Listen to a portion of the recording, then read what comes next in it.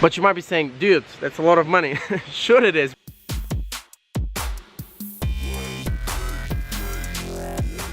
Okay guys, welcome back. Now, if we're gonna get serious about this whole finding your purpose and passion thing, we really need to start with the basics. And if you were anything like me, or like at least like I was before, I was really unsatisfied with the different businesses I started, the different jobs I was a part of. A lot of people are like that. We're so conditioned by society to try to be living someone else's dream or society dreams, and try to fill in all these expectations that we seldomly think about, what would actually make me happy? What would make me fulfilled? So guys, I have a question for you. Are you a people pleaser? I know I was for a very long time. Let me tell you about a people pleaser. We have all these like invisible commandments. Oh, I should always make sure that other people are happy. I should always make sure that I put someone else's needs in front of my needs. I should always make sure that everybody is comfortable, there is no conflict, and I should put someone else's well-being in front of mine. Sounds familiar? Yeah. I know what it feels like. Seldomly do we think about, what would actually make me fulfilled? What would make me happy? Instead of trying to push other people's expectations of what we should and we shouldn't be. So ask yourself this: when was the last time you felt truly grateful, truly alive to be in your own skin, without worrying about what other people think of me? Am I fulfilling expectations? Should I please someone else? When was that last time? Can you remember something like that? Sadly, most of us spend a lot of time and a lot of energy in actually trying to fulfill these expectations of other people and putting our needs back. Now on the flip side, this is what actually happens. Every single time you take a step back and you think, maybe I should think about a little bit about me. What does happiness look like for me? What does fulfillment look like? You know, this guilt starts to creep in, and this sneaky little voice in your head is like, why should you deserve to be happy? Why should you strive for more? You already have enough. What would my partners, friends and colleagues think about me if I was, maybe I should pursue something that really makes me happy? Isn't it a bad thing for me to spend more time, more energy and more resources in something that's gonna make me fulfilled? Isn't this a bad thing? Have you ever experienced something like this? Have you let the sneaky voice come inside and start telling you all these questions? Wow! You kinda just snuck up on me there, man. I fear you're underestimating the sneakiness, sir. Have you tried to do something, or you thought about something that's gonna make you really, really happy, just to think about, what would my partner think about it? Or, maybe I'm gonna upset someone if I actually start doing something that I really love. So do you really wanna know what's the #1 thing that's preventing people from doing the work that they really love? It's giving themselves permission. Let me give you an example.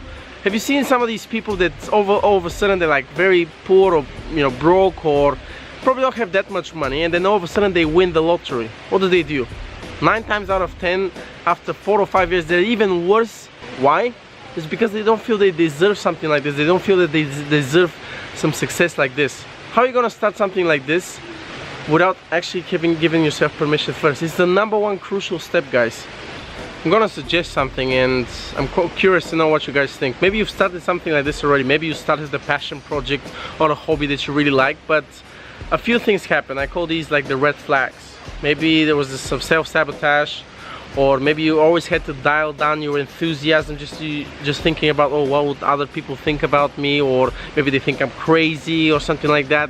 Or you always kind of like, when you got a very small win, you wouldn't tell it to anybody just because, yeah, it's kind of not really important, my man. It's all good, it's a small win, but it's okay. You always kind of marginalize your achievements. At first, something like this might sound a little bit weird, making it very, very specific about what it is that you want to actually be doing. Say, for example, I give myself permission to spend 30 minutes a day on this passion project that I have. Again, this might seem a little bit incongruent because you're kind of forcing it a little bit, but over time it gets way much better. And again, you don't want to be half-assing things anyway.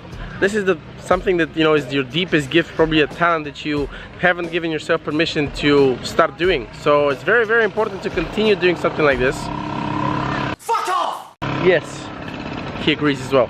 So after identifying this, you might be asking, okay, so how does this permission thing work in the first place? Well, I want to give you an example. A couple of things are actually going to change when you actually really assume ownership of this, take responsibility and give yourself permission. People around you might not necessarily approve of something like that, just because probably the old ways that they used to manipulate you doesn't work anymore, because you're changing, you're doing something that's very important to you, and chances are you're probably gonna piss a few people off. That's completely fine. Another thing you're gonna realize is that you become 100% responsible for your outcome. Some people are like, not too sure about that, but it is a reality. So how do you actually gain this thing in the first place? Well, one way of doing it is with a concept I actually borrowed from one of my mentors, David D'Angelo, or Eben Pagan, and he calls it self-appointment. You have to really appoint yourself to do something like this. You really have to like, okay, I'm the person that's gonna make this happen. I'm take 100% responsibility, I give myself permission, and I appoint myself to do this work. I want to give you a simple example. Right now I'm in Thailand, as you can see. Beautiful, beautiful place. Yeah. Every single time I'm on my motorbike and someone jumps off, whether it's a friend of mine or a woman or anything like that, I take 100% responsibility for what that happens to the person behind you. Why? Because I'm the person on the steering wheel. I am the one that has control. And if a situation goes down, I'm 100% responsible for whatever happens. So every single time we go on a trip, I make sure, okay, do we have helmets? Check. Okay, do we have enough gas? Check. Are my windshields cleaned? Check. Okay, are the tires pumped up? Okay. Now that's something that you can condition, you can do over and over again. It's not about a quick fix. It's not something that is gonna take a couple of days and then you're like, oh yeah, sure, I give myself permission, I'm gonna do all this stuff. It doesn't necessarily work this way. But with conditioning, with over time, things get a lot much better. Another example is, if you think about all the powerful men throughout history, do you think someone had to appoint them? You know, they're sitting in a room, for example, someone's gonna become king or someone is gonna be a president, for example. They're thinking, maybe you should do it. Nah man, I think I'm good. I guess I have to do it. No, they appointed themselves a long time ago. Same as doing this passion or purpose project that you have deep inside of you.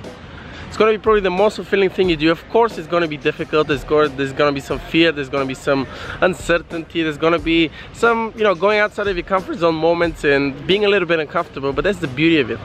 It's as cliche as this sounds. I hope this video has been useful, and now I give myself permission to go and work out. See ya!